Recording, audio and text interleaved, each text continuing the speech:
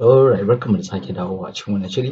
A wancan darasin insha Allah mun koyi ta yadda za ka iya sarrafa ChatGPT wajen ƙirƙirar creative writing, ma'ana rubutu na ban al'ajabi, abin da ya faru da wanda bai faru ba. Wanda ta hanyar amfani da wannan creative writing ɗin ne muka ƙirƙiri wani labarin direba da ya faɗa soyayya da uwar gijiyarsa.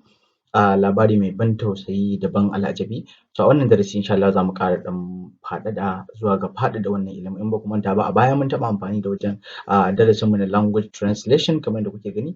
A darasinmu na language translation in ba ku manta ba, mun rubuta ma Priyanka Chopra wasiƙar soyayya da yaren Indiyanci. Wannan dai yana ɗaya daga cikin power na ChatGPT. Mun rubuta mata wasiƙar soyayya, abin daɗi, abin sha'awa, kuci-kuci wuta he nahi zandagi mera.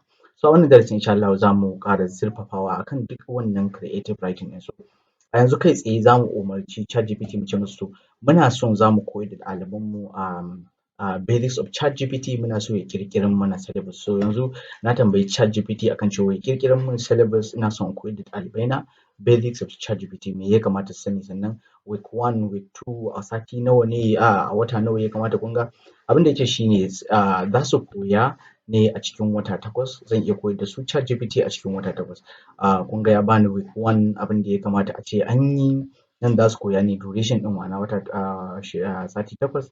Sannan kuma week 1, week 2, week 1 abubuwan da ya kamata a ce sun koya, week 2 abubuwan da ya kamata a ce sun koya da dai sauransu. Wanda a ƙarshe har ya bamu recommendation na resources, ya bamu assignment and evaluation da dai sauransu. So wannan yana ɗaya daga cikin power ko in ce ƙarfi ko in ce fasaha da basira shi na wannan ChatGPT. In mun ga dama za mu iya cewa to ya maida mana wannan syllabus ɗin ya koma littafi ko dai wani abu makamancin su. So abu na gaba da za mu koya shi ne za ka iya amfani da ChatGPT wajen maida martani ga wani partnership agreement ko kuma wani rubutu da aka ko wani email da aka taɓa tura maka, ana so ka ba da amsa akan wani abu. So yanzu a nan wajen da kuke gani wasiƙa ko in ce message na karɓa a December 15, 2023. Na karɓi wani partnership agreement da wani mutum wanda ake kiran shi Oshonomene ko menene Goodwin, Mr. Goodwin ya tura min cewa ya ga not Demy, ya ga abubuwan da muke gudanarwa, abin ya yi matuƙar ƙayatar da shi, ya matuƙar burge shi, yana so mu haɗa partnership, ina ganin cewa za mu iya achieving ɗin abu. So idan ban san wani irin amsa zan ba shi ba, zan iya kwafar wannan message ɗin sai in koma kan ChatGPT ɗina sai na yi pasting akan ChatGPT. Idan na yi pasting akan ChatGPT sai in ce masa reply, haka ake rubuta reply to the above message and accept the partnership.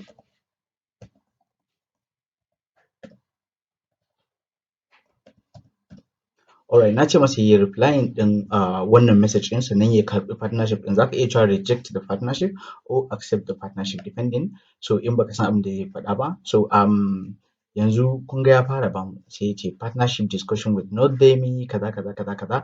Thank you for reaching out and introducing not Demy capability waye. So in kun duba wannan abin gabaki ɗaya za ku ga gaskiya wannan rubutu ne da yake da matuƙar ƙayatarwa, da yake da matuƙar burgewa, kuma is close to accurate. Idan misali ma a ce ya min generating ɗin rubutun da ban wannan ba, zan iya kwafa in editing ɗin here and there. Idan ma kuma ina ganin hakan bai min ba, zan iya ƙara danna nan wajen, still ba zai gajiya ba, zai ƙara min generating ɗin wani. Ma'ana idan wancan rubutun da ya min bai burge ni ba, zan iya ƙara generating ɗin wani. So yanzu misali kun ga yana ce min rating ɗinsa better ko kuma worse. Wannan wani hanya ne na training ɗin shi kansa wannan AI ɗin. So kamar haka za ku iya amfani da ChatGPT wajen making ɗin creative writing. Ma da darasi na gaba.